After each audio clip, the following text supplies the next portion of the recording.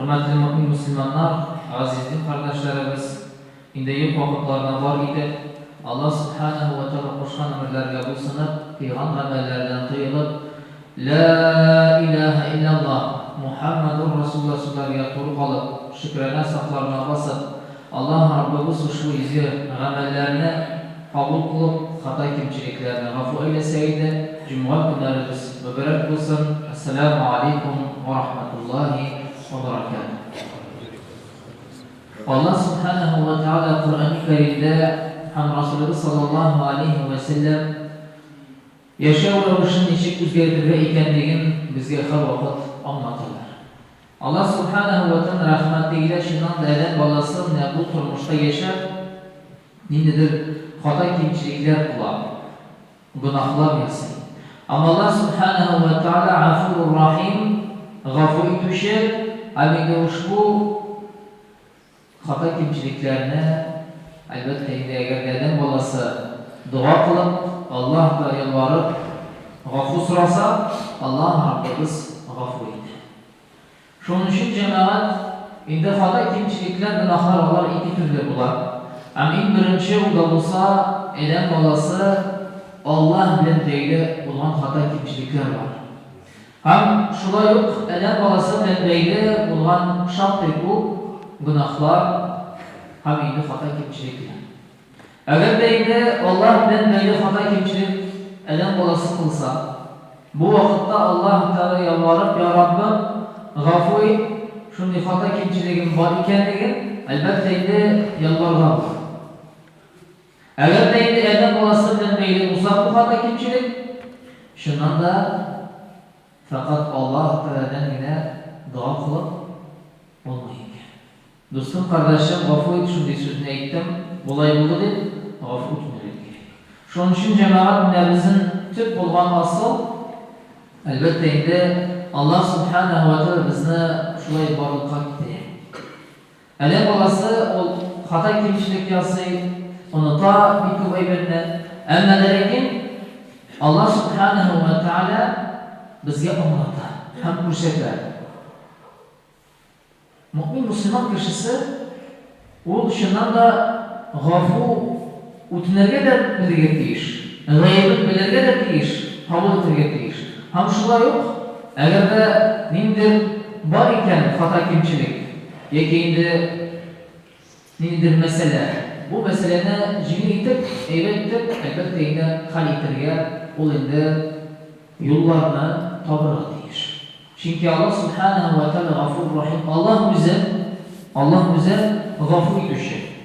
Biz cemaat kayber şartlarda tuğanlar arasında, dostluk münasebeti arasında bizim şunday nefret var. Farale bu sözünü neye aitti? Şulay buldu, tegilay buldu. Yok ben onu gafur etmeyeyim. Şuna yalanlı iken, çünkü biz biliriz, din bu işe, biz indi upkayla olsa da 3 gün upkayla alırız. Anlara indi, dostum kardeşim gafur et, Allah rizalanır. Şunun için cemaat eğer de şunu diye var iken bizim, o çünkü ömürlükken, kişi yaşayken 30 yıl, 50 yıl, 80, 90, her vakit, her bir mezgil, bu meseleni başta hem kalipte tıklayken şulay buldu iken bu sözünü ettim iken, rencittim iken beni şunun için cemaat eğer de var iken şurada kişiler Allah rızalı için gafur et dostum, duanım, kardeşim insini yaratan çünkü hata kimçilikler cemaat alır jiterlik turmuşta, jiterlik bir kup bilip de bilmişe biz onlarını kılarız. Ama lakin gafur iterge yanında bütün kişi gafur ite almayı. Niye? Şunun için Cenab-ı bizim kaliplerle inhamin birinci gafıl bilen, kalip bilen biz gafur iterge etmiştir bunları. Çünkü Allah Teala bizi gafur iter. Bütünümüzde hata kimçilik var. Hem Resulümüz de ayette kullu beynedin hatta'un ve hayrul hatta'un ettamın. Her beden olası hatalı değil. Ama in yaxşı kişi kimdeki o gayibini tanıgan kişi. Gayibini tanırga gerek. Aha, bu benim gayib iken Koyşaktan ve şöyle kilip çıkan nefes. Bir yap, hem ikinci yap. Tigizeyde karar bildirseyken, boyuta yok bildirseyken. İkisi de dirseykeler. Ama lakin, bu işrakta da gayetini tabırga gerek. Kararı, şundan da benim gayet. O dürüst bulsa da, benim gayet vafuy, dostlaşıp kalıp. Nefret bulmasın iki arada. Şunun için cemaat, Resulümüz eyde, en yakın kişi de kimdekin öz gayetini tanıgan kişi en birinci. Gafu sıragan kişi, çünkü gafu etken, elbette indi Allah da gafur rahim, gafu etişi hem adam balası da o en birinci tanıp kata kimçilikini, ikinciden eğer de varken onun gaybi dostum, gafu bilirgen deyiş, hem indi sırada da deyiş bu gafu. Çünkü cemaat çok kişi özü gayetli bulsa da, yıllar boyu bu adamı yasarga kulka ne gelir? Kulka. Ama lakin din kilişin şeyde dostlaşırız, aralaşırız. Hem de hatta Müslüman arasında şöyle biçimde nimdir iş başkaları iki kişi anları indi bu işini başkaralar, iş gitti orgatarlar, akşa kile başladı, akşa kilge şimdi onda tigisi eyter bu minike, bu eyter bu minike, hem indi onda nefes. Yara bu işi buldelerle hem indi ayrı turalar. Namaz okuşu kişiler, namaz okuyorlar, ikisi de kileler bu neşitke, ama lakin İstenyaşı yok, halleri bilişi yok. Çünkü bir iş yıl ilik, 6 yıl ilik ne bu mesele buldu hem nefret. Bu pişmanlık. Ama lakin cemaat bu turmuş. Adam balasının nefesi var. Ama lakin bu nefesini jinip biz akıl bilen bilirge işlik varız. O bizim dost, mümin Müslüman, o bizim kardeşimiz. Bu iki arada olan hata kimçilik bilip bilmişe, vakınaklar, sözge söz tutuşlar bitinde. Başka yerler bularla değiştiriyor. Çünkü bizim cemaat ağırlıklar, problemler giderdik. Ayetiler bitinde muhimler. Bundan da kubret. Problemler var, ağırlıklar var bütün kişide. Kimden turmuş jengip, bütün kişilerin ağırlık başlayabilir. Ama lakin bu ayıbı bulmazsa bizge şimdi bu.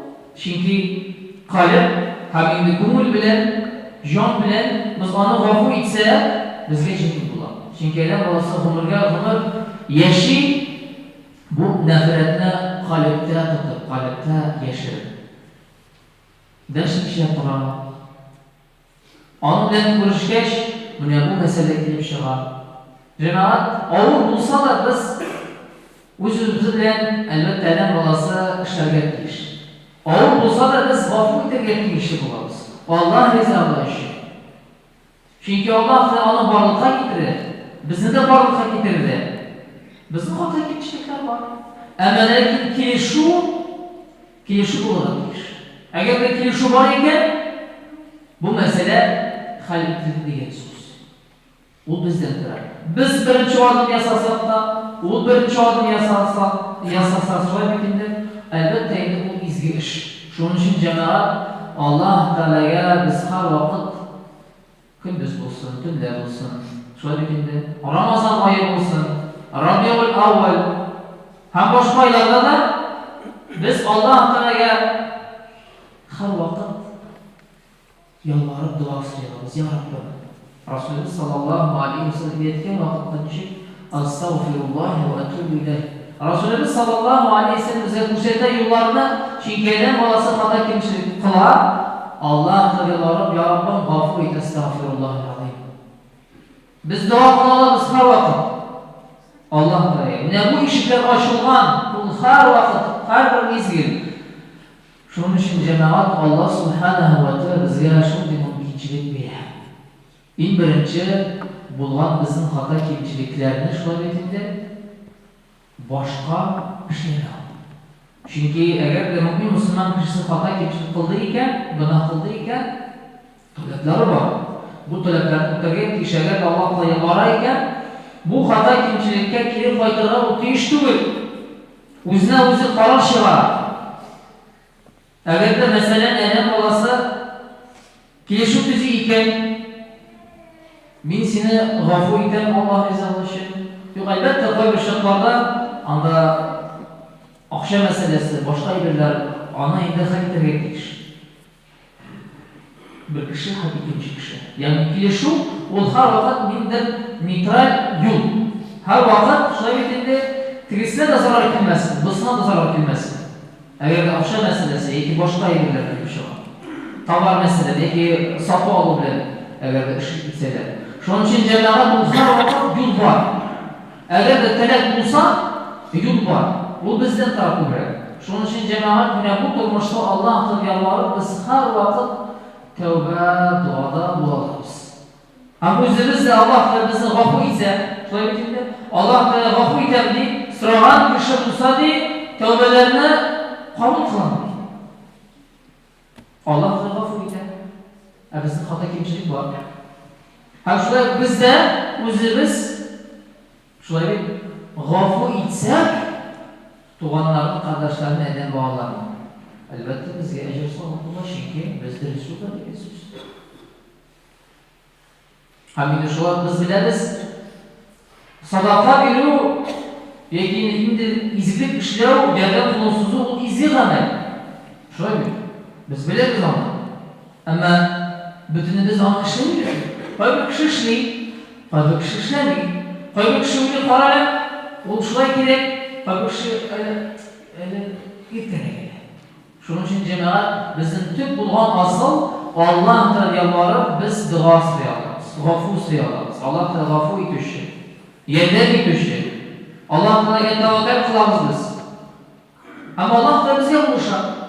Шуның өчен җәмәгать бездә ярдәм кулын суза алсак, аны эшләргә кирәк. Дусларга, кардәшләргә, белмәгән кешегә дә ярдәм итсәң, рәхмәт әйтә үзеңә. Фәрештәләр әмин вакытына туры килсә, җәмәгать ул беләсез бит инде. Билгеле. Бер рәхмәт сүзе мең бәладән коткара. Шуның өчен җәмәгать Аллаһ Раббыбыз кабул кылсын изге гамәлләрне, хата кимчелекләрне гафу итеп, теләкләргә, максатларга ия булып, бергә матур итеп, гомер итәргә Аллаһ Раббыбыз һәр вакытта насыйп ва мияссәр кылсын. Туганлык мөнәсәбәтен ныгытып, дуслык мөнәсәбәтен өзмичә, ла илаһа иллаллаһ Мухаммаdur Расулуллаһ ятып калып, Расул Әкрәм саллаллаһу алейхи ва саллям күрсәткән сүннәт белән матур тормыш һәм гамәл кылырга Аллаһ насыйп итсен. Вассаламу алейкум ва рахматуллаһи ва баракатуһ.